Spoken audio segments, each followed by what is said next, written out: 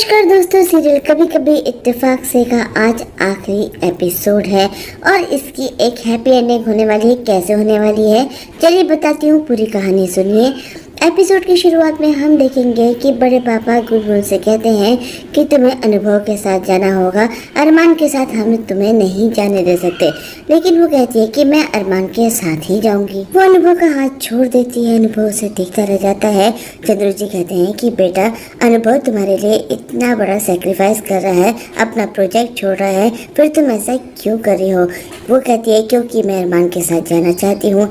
बड़े पापा कहते हैं कि तुम अगर अपने पति को छोड़कर किसी पराये मर्द के साथ जाओगे तो तुम्हें अनुभव को तलाक देना पड़ेगा। गुनगुन कहती है कि मैं जानती थी कि ऐसी नौबत आएगी, इसलिए मैंने डिवोर्स पेपर पहले ही रेडी करा के रखे थे और मैंने साइन भी कर दिया है। अनुभव को पेपर्स दे देती है, कहती है कि जब तुम्हारा मन करे इन पर साइन कर देना और कोर्ट में जमा कर देना। वो अरमान के साथ आगे बढ़ जाती है, अनुभव को छोड़ के। पूरा परिवार हैरान रह जाता है, ये तो उन्होंने सोचा भी नहीं था, लेकिन क्या करे, ये हो चुका है, यही सच है। अनुभव गुनगुन को देखता रह जाता है। वो जानता है कि गुनगुन ऐसा क्यों कर रही है। इस वक्त गुनगुन को अनुभव के सिवा और कोई नहीं समझ पा रहा है। खैर गुनगुन वहाँ से निकल जाती है। इसके बाद 2 साल का लीप आ जाता है। घर में डीन मैम का फोन आता है। बड़ी माँ फोन उठाती है। डीन मैम कुछ ऐसी खुशखबरी सुनाती है जिसे सुनकर बड़ी माँ खुशी से फूली नहीं समाती है। पूरे परिवार को आवाज लगाती है, सारा परिवार इकट्ठा हो जाता है। बड़ी माँ छवि से कहती है जा जल्दी से अपने भैया को बुला कर ला। अनुभव अपने कमरे में काम कर रहा है, उसके पास यूएस से कॉल आई है। वो उसे $20 मिलियन यानी कि लगभग 2 करोड़ रुपए का पैकेज ऑफर कर रहे हैं, लेकिन वो मना कर देता है। वो ऑफर डबल करते हैं लेकिन तब भी मना कर देता है और कहता है कि मैं अपने देश में रहकर ही काम करूंगा। छवि ये सारी बातें सुन लेती है, कहती है कि भैया ये आपने क्या किया। वो कहता है कि जो मैंने किया बिल्कुल ठीक किया, तो यहाँ क्यों आई है। वो कहती है नीचे चलो जल्दी, आपके लिए फ़ोन आया है। अनुभव आता है। डीन मैम उसे बताती हैं कि उसे इंटरनेशनल अवार्ड मिला है। 2 साल से वो माइक्रो रोबोटिक सर्जरी पर रिसर्च कर रहा था, जिसके लिए उसे अवार्ड मिला है। ये सुनकर वो खुश होता है, पूरे परिवार को बताता है। पूरे परिवार की खुशी का ठिकाना नहीं रहता। अनुभव को खुशी से सब गोद में उठाकर नाचने लगते हैं, लेकिन अनुभव की नज़रें सिर्फ अपनी गुनगुन को ढूंढ रही है, जो इस वक्त उसके साथ नहीं है।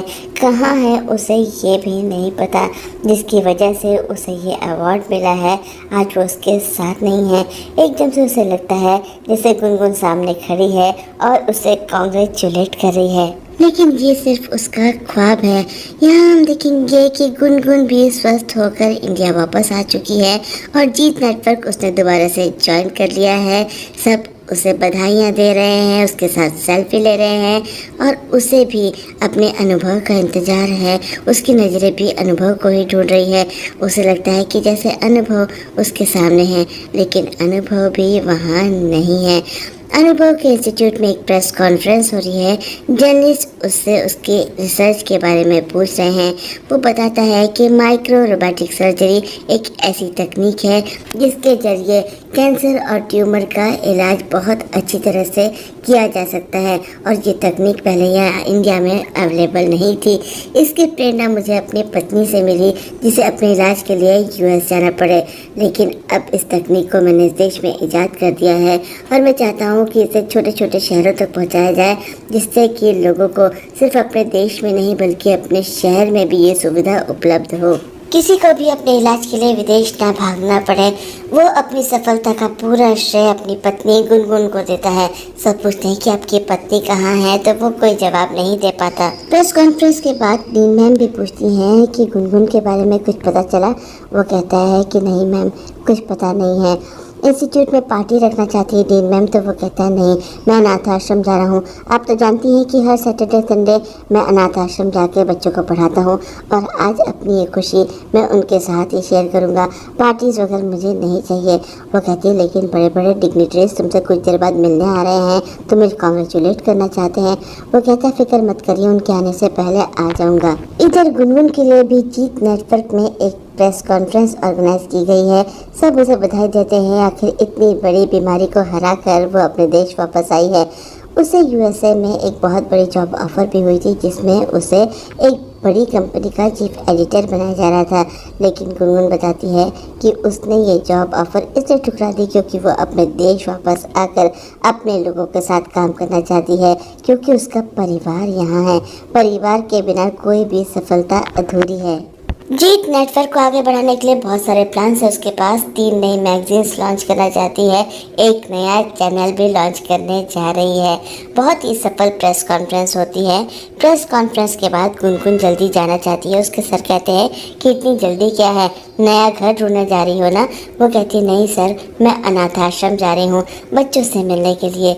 उसके सर कहते हैं कि तुम्हें बच्चों से इतना प्यार है तो एक बच्चा अडॉप्ट क्यों नहीं कर लेती। गुनगुन कहती है अगर अडॉप्ट करूँगी तो सिर्फ एक बच्चे की जिम्मेदारी लूँगी, मैंने तो पूरा अनाथ आश्रम ही अडॉप्ट कर लिया है। इतने सारे बच्चे मेरे होंगे। वो अनाथ आश्रम पहुँचती है, वहाँ की मैनेजर उसका स्वागत करती है और कहती है कि मैम आपने बहुत बड़ा काम किया है, सारे बच्चों की देखभाल का जिम्मा आपने ले लिया है। गुनगुन कहती है कि अब आप फिक्र मत करिए, इन बच्चों की परवरिश मेरी जिम्मेदारी है, इनके रहने की, खाने की, पढ़ाई की सारी व्यवस्था मैं करूँगी। मैनेजर कहती है कि थैंक यू मैम, लेकिन पढ़ाई की व्यवस्था के लिए आप परेशान मत होइए, ये जिम्मा किसी और ने ले लिया है। गुनगुन बच्चों से मिलने जाती है, अपनी असिस्टेंट से कहती है इनके लिए जो गिफ्ट लाए हैं जल्दी से ले आओ। बच्चों से बहुत प्यार से मिलती है, उन्हें अपना नाम बताती है, उन सब का नाम पूछती है। बच्चे उसे गुनगुन दीदी कहने लगते हैं और बताते हैं कि यहाँ पर एक डार्लिंग अंकल भी आते हैं जो बहुत अच्छे हैं, हम सबको पढ़ाते हैं, हमारे साथ टाइम स्पेंड करते हैं। वो कहती है डार्लिंग अंकल वो कौन है। तभी बच्चे शोर मचाने लगते हैं कि डार्लिंग अंकल आ गए, डार्लिंग अंकल आ गए। गुनगुन देखती है तो डार्लिंग अंकल कोई और नहीं बल्कि उसका अनुभव है। अनुभव भी उसे देखता है तो चौंक जाता है। अनाथ आश्रम की मैनेजर उन दोनों को इंट्रोड्यूस कराते हुए कहती है कि ये गुनगुन मैडम है, आज ये अमेरिका से आई हैं और ये हैं मिस्टर अनुभव कुलश्रेष्ठ, बहुत बड़े साइंटिस्ट हैं। आज ही इनको एक बहुत बड़ा अवार्ड मिला है। दोनों एक दूसरे को नमस्ते करते जैसे पहली बार मिल रहे हो। गुनगुन अनुभव को कांग्रेचुलेट करती है, वो उसे फूल देता है। मैनेजर कहती है आप लोग पहले से एक दूसरे को जानते हैं क्या। दोनों को जवाब नहीं देते हैं। गुनगुन कहती है साइंटिस्ट साहब को इतना बड़ा अवार्ड मिला है तो ये फूल मेरी तरफ से उनको गिफ्ट। अनुभव कहता है कि नहीं, अवार्ड जिसकी वजह से मिला है, फूल तो उसे ही मिलने चाहिए। बच्चे अनुभव से कहते हैं डार्लिंग अंकल आप एक गाना सुनाइए ना, और ये दीदी बहुत अच्छी है, आज से हम इन्हें डार्लिंग आंटी कहेंगे। अनुभव कहता है कि मैं अक्सर बच्चों को गाना सुनाता हूँ ना, इसलिए ऐसे रिक्वेस्ट करते हैं। वो गाना गाने लगता है तुझसे नाराज नहीं जिंदगी हैरान हूँ मैं। गाते गाते अनुभव को रोना आने लगता है, उसका गला चोक होने लगता है, वो रुक जाता है तो गुनगुन यही गाना गाने लगती है। गाने को बीच से संभाल लेती है। अब वो दोनों अपने आप को रोक नहीं पाते हैं और एक दूसरे के गले मिलकर बहुत रोते हैं। बस दोस्तों ये सीरियल यहीं पर एंड हो जाता है। दोस्तों इस सीरियल के साथ मेरा ये सफ़र भी यहीं पर ख़त्म होता है, लेकिन मैं आपके लिए अलग अलग सीरियल्स के अपडेट्स लाती रहूँगी। आप मुझे कमेंट करके बताइएगा कि अब आपको कौन से सीरियल के अपडेट्स मुझसे चाहिए। दोस्तों आप सभी का बहुत बहुत शुक्रिया इतने दिनों तक मुझे सुनने के लिए, मेरे चैनल को सब्सक्राइब करने के लिए। फिर मिलेंगे, मैं चलती हूँ, बाय।